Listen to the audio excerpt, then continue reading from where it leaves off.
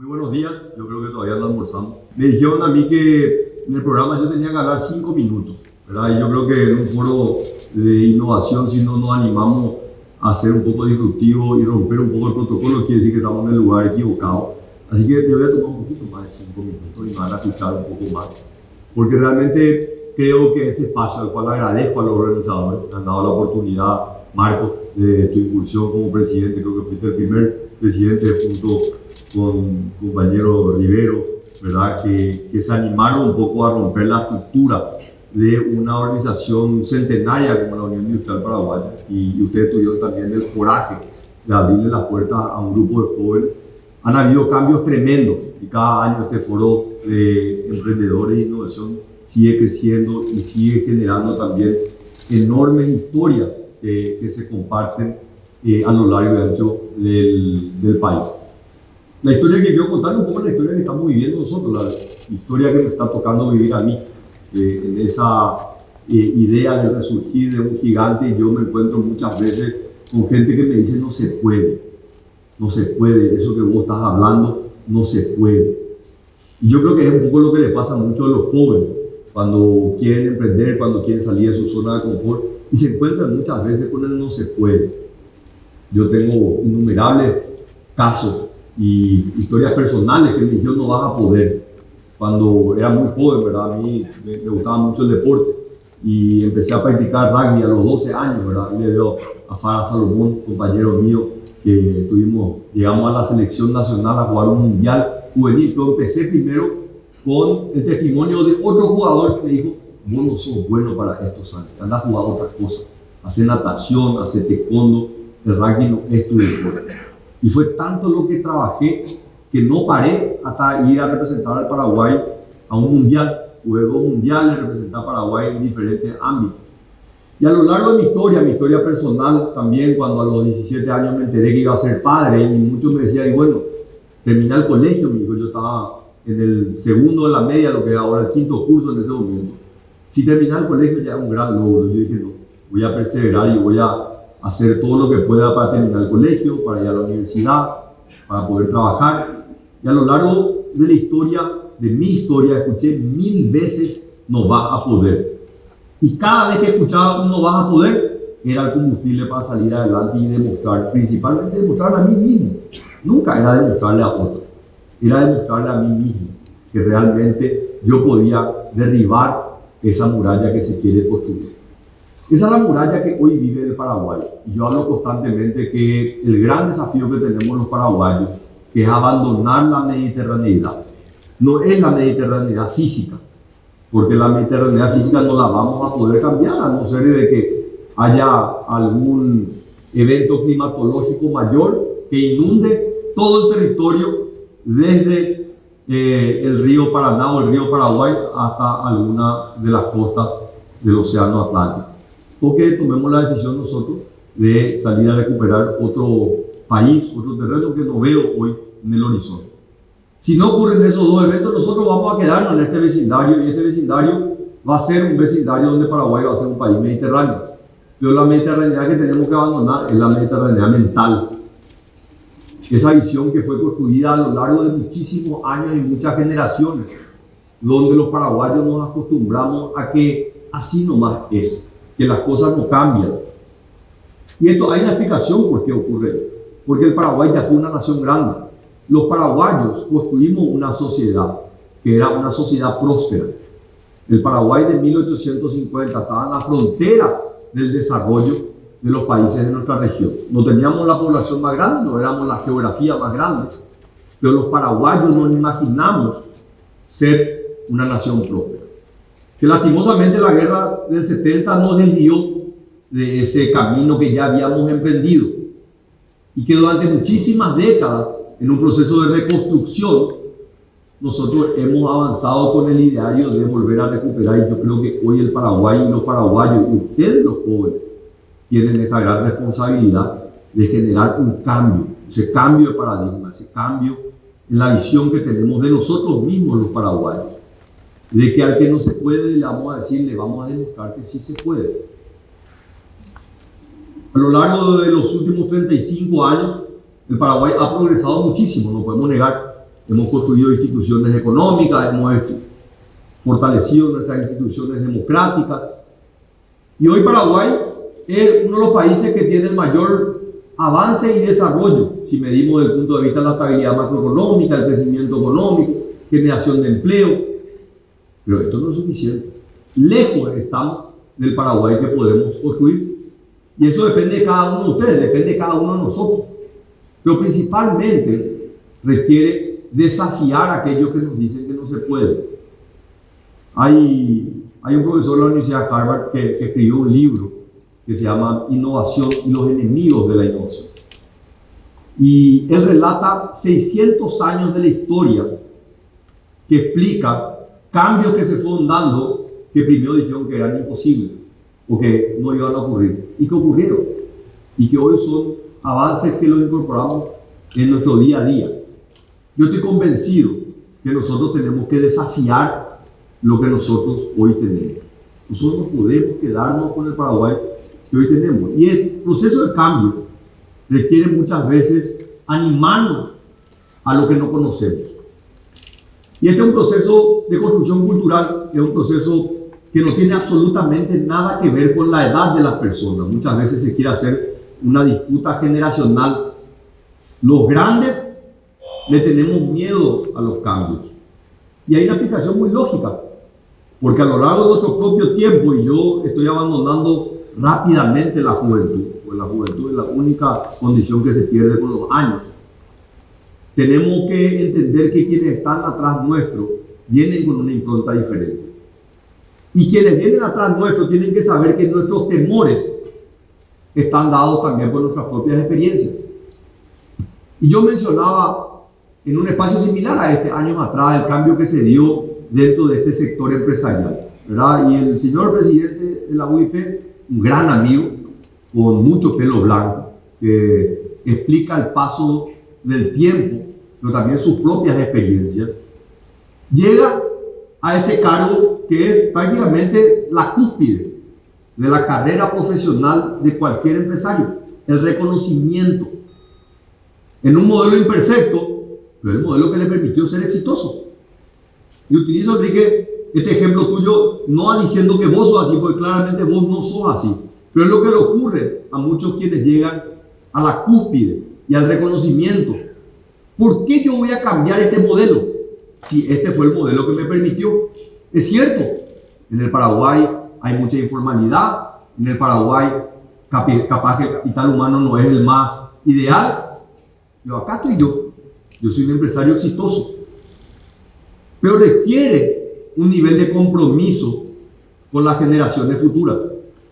De decir que a pesar que este modelo imperfecto me permitió ser exitoso a mí, esta no es la realidad de la gran mayoría de las personas. Y requiere un nivel de desprendimiento y una visión diferente. Pero esto no puede ser solamente la responsabilidad de quienes llegan a la cúspide de una organización. Y eso es lo que me pasa a mí como presidente de la República.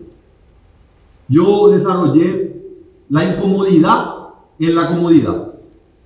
A los 45 años soy presidente de la República del Paraguay. No hay un cargo arriba mío, no hay absolutamente nada. Y por el sistema político no voy a poder hacer absolutamente otra función política. No puedo ser reelegido, no puedo candidatarme a otro cargo.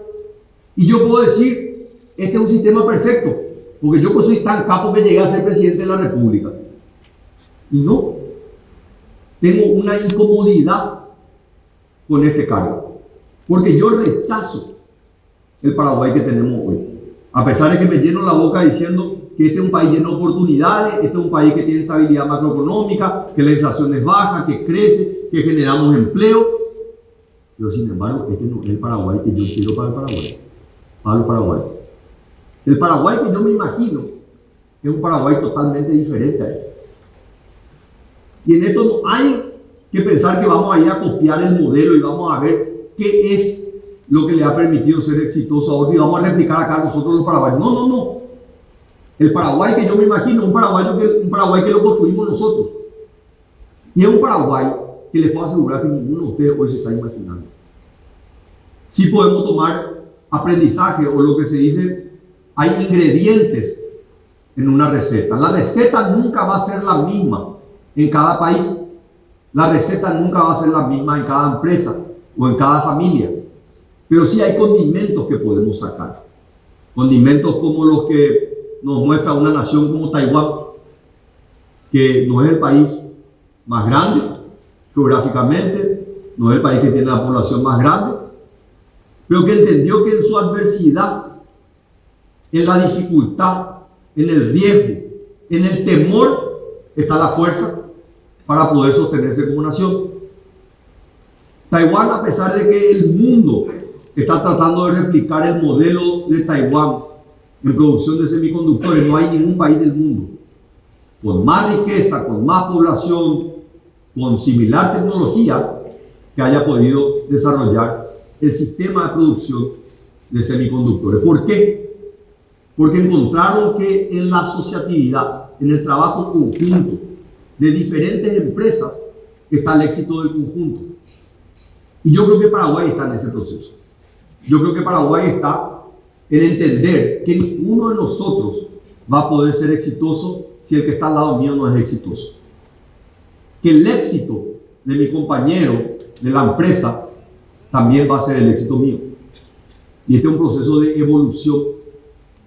Quienes estudian la sociología y estudian el desarrollo de las naciones hablan de las sociedades más primitivas, que son sociedades que tienen características de cazadores-recolectores.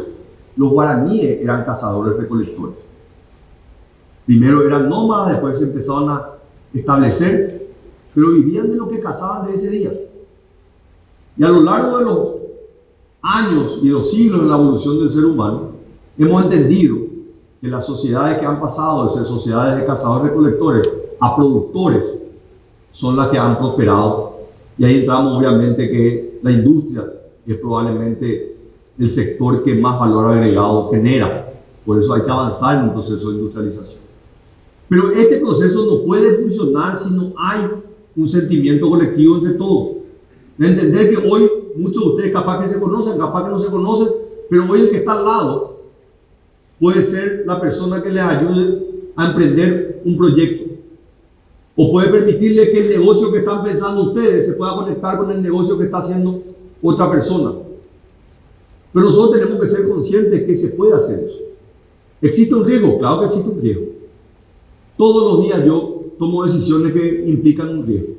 A lo largo de los 10 meses que he estado en el gobierno, he tomado muchísimas decisiones con un riesgo enorme.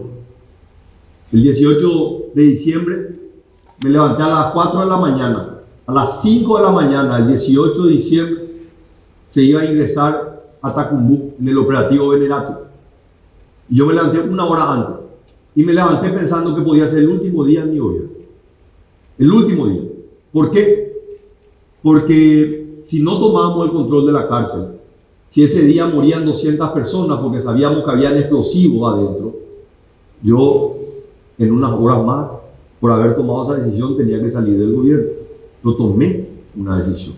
Implicó muchísimo riesgo.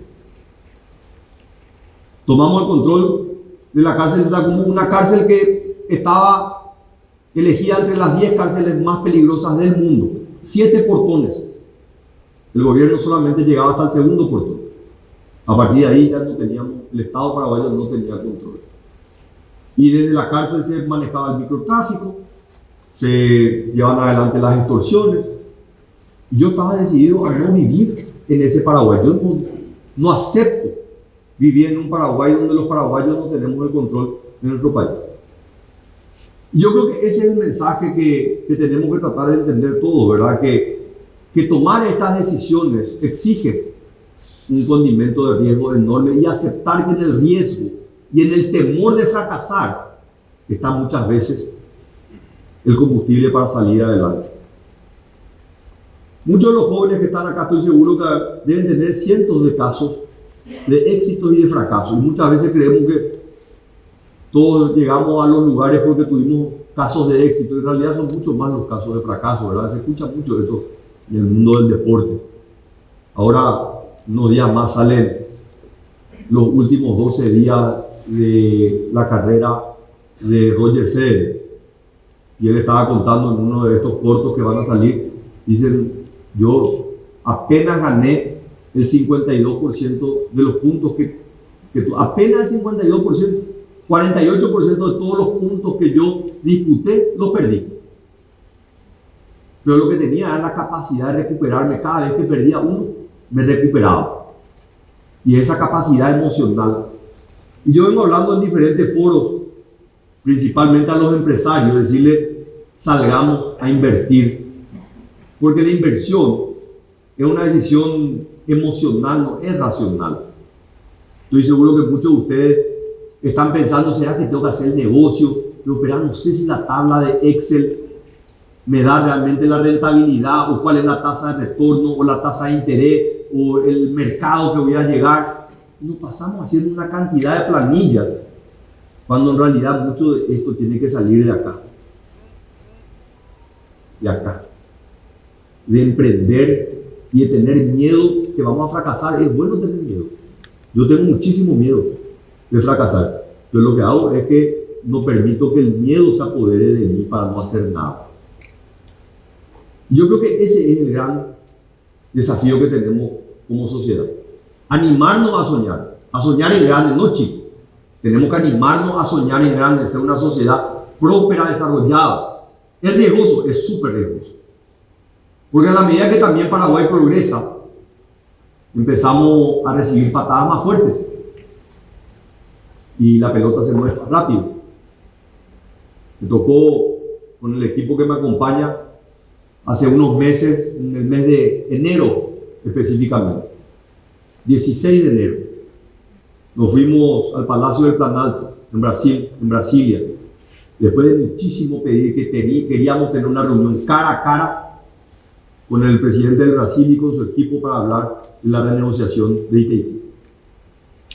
Nos fuimos a negociar con un gigante, un país que no está acostumbrado a negociar, está acostumbrado a imponer porque su historia le llevó a eso, le obliga a un país tan grande a ejercer su peso en lo chico y en lo grande. Y nos fuimos nosotros, munidos de qué? De orgullo y de patriotismo.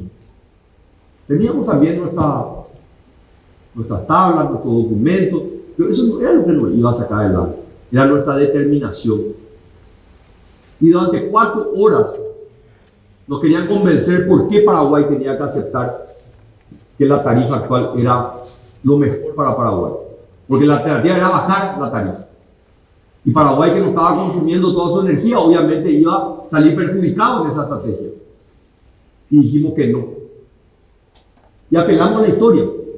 Yo apelé a la historia. Porque yo sabía que en la década del 60, y capaz que muchos de ustedes no saben, cuando se estaba discutiendo el límite entre el Paraguay y Brasil, porque desde la guerra del 70 nunca se había definido el límite. La pregunta era si el límite era de un lado o del otro, del Salto de Siete Quedas, el Salto del Guayá. Y Paraguay envió una delegación de diplomáticos y se paró en el lugar y fue tomado preso.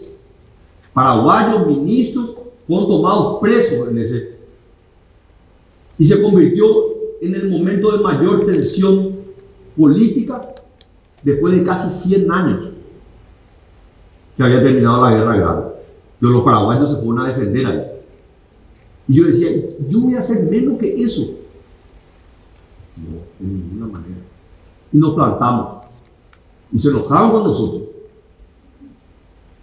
Y nos empezaron a hacer sentir su peso. Ahora van a ver. Y nos plantamos. Y pasados meses. Y pasados meses. Y venían las señales de un lado, venían de otro lado. Y los paraguayos nos plantamos. Y hace una semana, cuando salimos finalmente del anuncio, nosotros no salíamos con un sentimiento, viste, te demostré, o hacerle el topollillo. No era eso. Era simplemente saber que nosotros estamos luchando por lo que realmente nos pertenece, que es nuestro. Y que nadie va a luchar por nosotros. Nosotros tenemos que luchar. Y esto se aplica a nivel del gobierno, esto se aplica a nivel de los gremios empresariales, esto se aplica a nivel de la vida de cada uno de ustedes. Nadie va a venir a luchar por ustedes. Ustedes tienen que luchar por ustedes mismos. Y eso requiere un nivel de compromiso demasiado grande, no con el país, con la empresa, compromiso con ustedes mismos. Porque yo les aseguro que si nosotros somos capaces de contagiar con este sentimiento a la gran mayoría de los paraguayos, indistintamente de su grupo etario, porque constantemente estamos hablando de que los jóvenes y el bono demográfico, no, el Paraguay no lo van a construir los jóvenes, olvídense, al Paraguay lo vamos a construir los paraguayos jóvenes, los paraguayos de edad media y los paraguayos adultos, todos lo vamos a construir, necesitamos absolutamente de todo. Esta no es una lucha generacional, no es una lucha entre hombres y mujeres, no, entre todos vamos a cambiar este Paraguay. Y vamos a llevarlo al lugar que estamos convencidos de que lo podemos llevar. Entonces, mis queridas amigas y amigos, realmente estoy muy contento, les felicito a los organizadores, les deseo que desafíen a todos ellos que les dicen que no. Quiero que se desafíen a ustedes mismos, a los temores que tienen. ¿Será que me va a ir bien? ¿Será que voy a tener éxito? Yo les aliento a que se desafíen en estos próximos años y les aseguro de que el Paraguay va a recuperar su lugar de grandeza y que los paraguayos vamos a ser los más ídolos a nivel mundial. Muchísimas gracias.